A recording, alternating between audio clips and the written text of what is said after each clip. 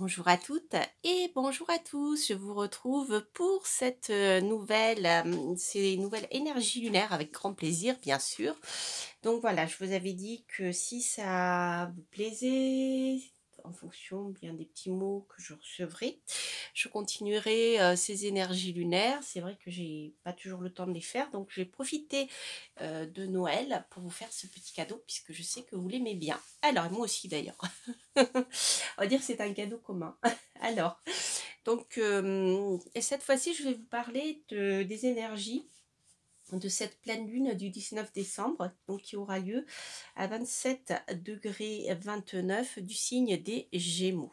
Voilà, c'est ici, les amis. Alors, la pleine lune aura lieu en Gémeaux. Elle aura lieu dans la maison 7, dans la maison lunaire 7. Alors, déjà, il n'y a pas d'éclipse. Les éclipses sont passées, l'éclipse de lune et de soleil, donc qui ont eu lieu au mois de novembre et tout début décembre pour la nouvelle lune sont passées. Donc là, il n'y a pas de souci de ce côté-là. Je dirais que la, la lumière est normale, voilà, pas comme avec les éclipses. Donc cette pleine lune sera plutôt sympathique puisque ici elle va nous parler de solutions, de succès et de signature de contrat. Donc elle a lieu dans le signe des Gémeaux. Mercure est le maître des Gémeaux, hein, c'est et de la Vierge aussi, mais Mercure ici est le maître des Gémeaux. Donc c'est une carte qui du coup va mettre en avant avec sa lumière l'achèvement, la réussite de vos projets et la signature de contrats. Donc si vous êtes à votre compte, ça peut être une bonne période pour signer les contrats que vous aurez commencé à négocier avant. Si vous cherchez du travail, c'est pareil. Si vous avez déjà commencé à semer des graines, si vous n'avez rien fait, ça ne viendra pas tout seul, hein. Voilà, je vais pas vous mentir. Euh, il faut qu'il y ait, pour que la graine pousse, il faut qu'elle ait été semée avant. Voilà, toujours. C'est-à-dire que si vous ne vous restez que dans l'idée, hein, dans l'imaginaire, dans votre tête, vous ne passez pas à l'action, c'est-à-dire que physiquement vous ne semez pas les petites graines, et bien les petites graines elles vont pas germer, hein. Si elles n'ont pas le climat favorable, elles ne germeront pas. Voilà. Mais si vous avez semé, ici, elles vont germer. Donc, on a quelque chose de plutôt sympathique. Alors, de la même manière, si vous avez déjà semé des graines sur le plan, je dirais, intellectuel, si vous avez eu de nouvelles idées, si vous avez commencé à réfléchir à de nouveaux projets, là, sur le plan de la réalisation de votre idée, elle devrait pouvoir arriver au bout, en pleine maturité. Donc ça, c'est super. Donc même si vous en êtes encore qu'à je dirais qu'à la conception de l'idée, ici, la graine va germer, c'est-à-dire que votre projet dans votre tête, eh bien, va arriver, à des chances d'arriver à bout. En tout cas, quoi qu'il en soit, c'est le bon moment pour récolter le fruit de vos idées. D'accord. Voilà, donc c'est vraiment une très très belle carte. Bien sûr aussi, Mercure va nous parler de communication. Donc si vous avez besoin pour lancer votre projet de communiquer sur les réseaux sociaux ou autres, ça sera le bon moment pour que vous soyez vu. Voilà, durant cette pleine lune, la communication sera importante. D'accord. Alors, c'est une pleine lune qui a lieu dans la maison lunaire 7, la mention 7. Alors, c'est une maison lunaire que les anciens aimaient beaucoup, notamment il a pensée favorable aux amours et aux amitiés. D'ailleurs, ici, vous voyez, vous avez visiteur, mais on va y revenir. C'était une bonne période également pour réaliser des talismans, pour pouvoir développer ses affaires commerciales, ce dont je vous parlais d'ailleurs ici. Et en plus, c'était une période favorable pour créer des talismans, pour obtenir ce qu'on appelle la faveur des grands, c'est-à-dire bien par exemple aller voir le conseiller du roi ou votre mère pour... Maintenant, voilà, on a des intermédiaires, même quand on n'est pas là, voilà, on n'est pas noble. Voilà, c'est le bon moment par exemple pour aller voir, eh bien, le maire de votre village, par exemple, si vous avez des choses, à mettre en place. Voilà, c'est une bonne période pour créer des talismans pour pouvoir être appuyé par les grands. Alors en même temps, c'est une carte qui est très positive ici pour, le bien-être et les plaisirs puisque on a Vénus qui est importante dans cette maison lunaire. Hem, donc c'est une période qui est favorable au plaisir et au fait de profiter de son bien-être, de son confort. Alors par contre, on a Uranus ici qui va nous parler, de quelque chose de soudain, d'imprévu surtout. Uranus parle beaucoup de voilà, de cette notion d'imprévu, hem et de d'originalité en même temps. Donc il peut y avoir quelque chose, qui peut vous faire sortir de votre, routine relationnelle. Quelque chose de nouveau qui pourrait, se mettre en place durant cette période-là, hein. Donc entre, bah, je dirais, tant que la lune, est, entre, jusqu'au début du cancer en fait, hein, voilà, jusqu'à 00 du cancer. Donc c'est une période qui va être, très favorable au, domaine relationnel, donc vous l'avez compris avec Mercure, hein, la communication, mais également sur le plan des rencontres. Voilà, peut-être quelque chose d'inattendu qui va un peu vous secouer, je dirais, qui pourrait vous faire sortir de votre routine et voilà, secouer un peu le cocotier, je dirais, va avancer les choses, voilà.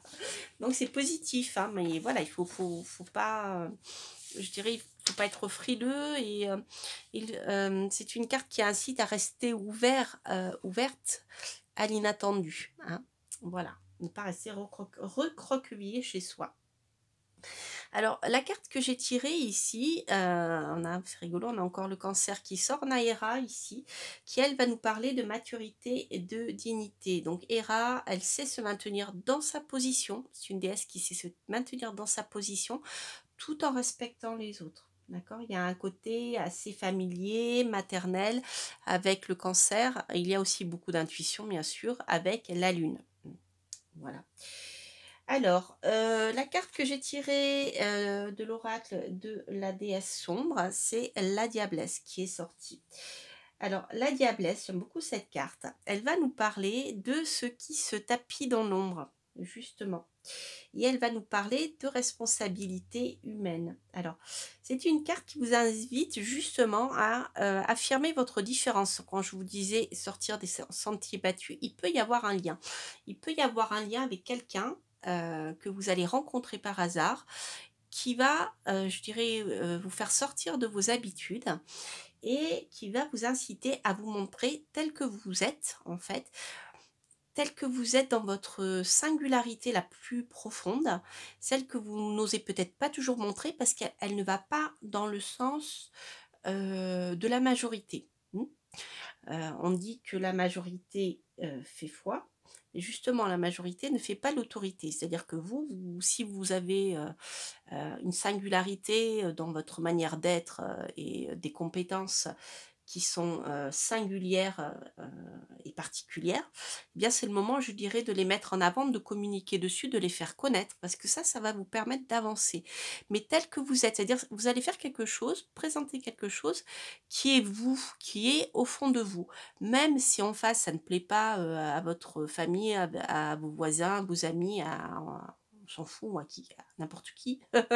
Je dirais, voilà, et bien cette singularité-là, vous allez pouvoir, l'utiliser, la faire connaître, vous installer sur votre trône, c'est-à-dire arriver à la position d'autorité, tout en respectant le point de vue des autres. C'est pas parce que les autres personnes, sont pas d'accord avec vous, voilà, qu'il faut les écraser.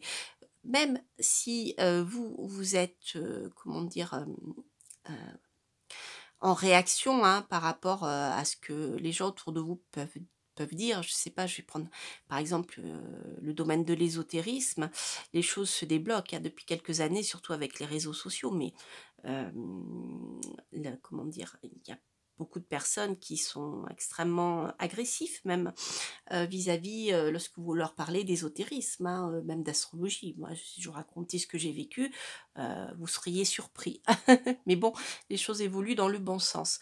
Donc ce que je veux dire par là, c'est que même si vous, on vous attaque parce que, bah, vous n'êtes pas comme les autres, comme la majorité surtout, et puis c'est pas grave, faites votre petit bonhomme de chemin, communiquez, montrez-vous tel que vous êtes et vous arriverez à une position d'autorité parce que vous avez peut-être compris plus de choses, hein, qui vous permettra aussi de respecter le point de vue des autres parce que vous aurez passé un cap sur le développement spirituel qui vous permettra eh bien, d'avoir l'esprit plus ouvert que certains.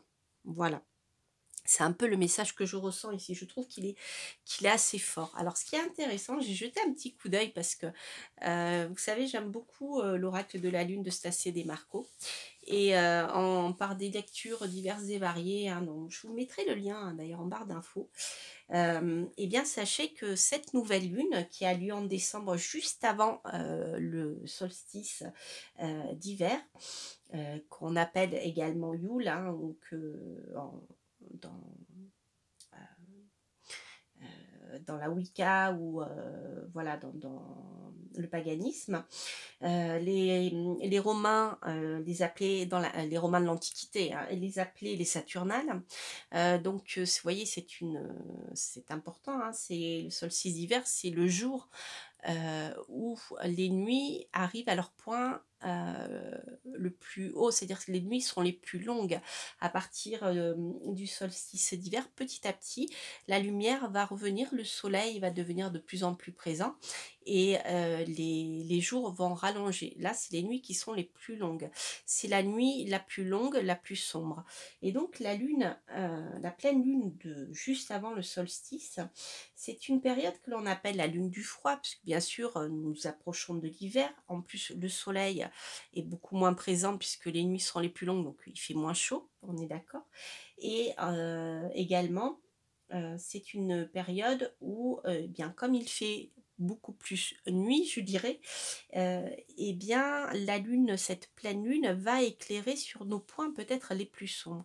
Donc, je dirais que c'est une pleine lune qui est vraiment propice à faire ressortir ce que je vous disais là. Ça résonne beaucoup pour moi ici. C'est-à-dire faire ressortir bien sûr vos parts d'ombre sur lesquelles vous devez et vous pouvez travailler. Donc quand on les connaît, on peut travailler dessus. Mais également révéler eh bien, vos potentiels et votre originalité. Rappelez-vous, on avait Uranus ici, hein, qui nous parle beaucoup d'originalité. Voilà, donc c'est vraiment un beau tirage et donc la lune aussi on l'appelle la lune des longues nuits, voilà. Voilà, voilà, voilà. Bien écoutez, j'espère que cette guidance lunaire vous aura plu. Je vous souhaite de passer de très très belles fêtes de fin d'année. N'hésitez pas bien sûr à commenter si ce tirage résonne en vous, à partager mes publications. Et puis si elle vous intéresse, ça permet de faire connaître la chaîne. Et puis bien sûr à vous abonner si vous passez par là. Et quant à moi, je vous embrasse. Je vous souhaite plein de belles choses pour cette fin d'année. On se retrouve très très vite. Je vous embrasse. Portez-vous bien. Bye bye.